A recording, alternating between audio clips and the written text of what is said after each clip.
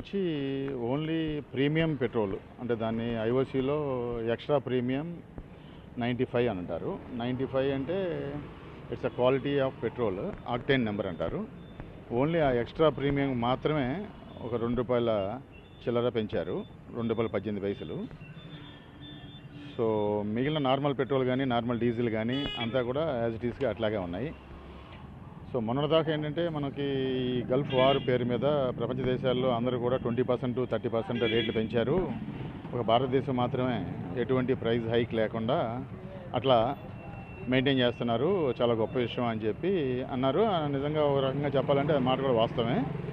కానీ మనకు తెలియకుండా ఇంటర్నల్గా ఏదో జరగబట్టే వాళ్ళు మనకి 2 రోజుల క్రితం ఈ ఎక్స్ట్రా ప్రీమియం మీద ₹2 చిల్లర పెంచడం, అలాగే ఈ డొమెస్టిక్ బల్క్ కన్జ్యూమర్స్ అంటే రైల్వేస్ కానీ ఆర్టీసీకి కానీ వీళ్ళకి ఓవర్ నైట్ ₹22 పెంచారు.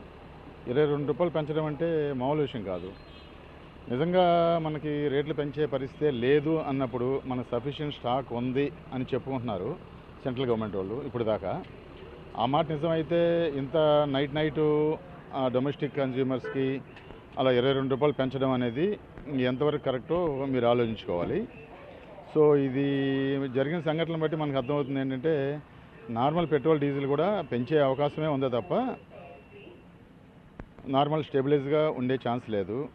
ఈ రేట్లు పెరగటం అన్నీ కూడా సెంట్రల్ గవర్నమెంట్ సంబంధించిన విషయాలే తప్ప స్టేట్ గవర్నమెంట్కి సంబంధించిన విషయాలు కాదన్నమాట.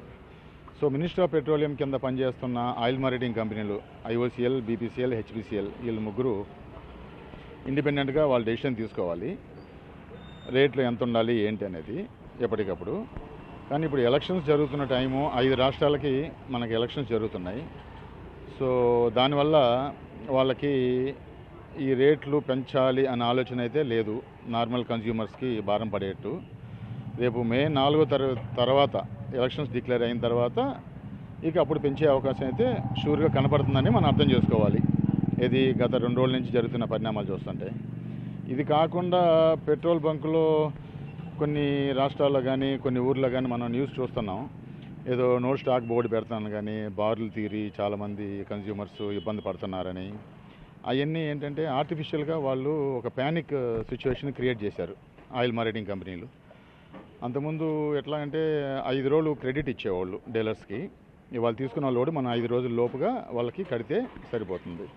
అది సడన్గా మన 16, 17 తారీఖుల్లో వితౌట్ ఎనీ ఇంటిమేషన్ నైట్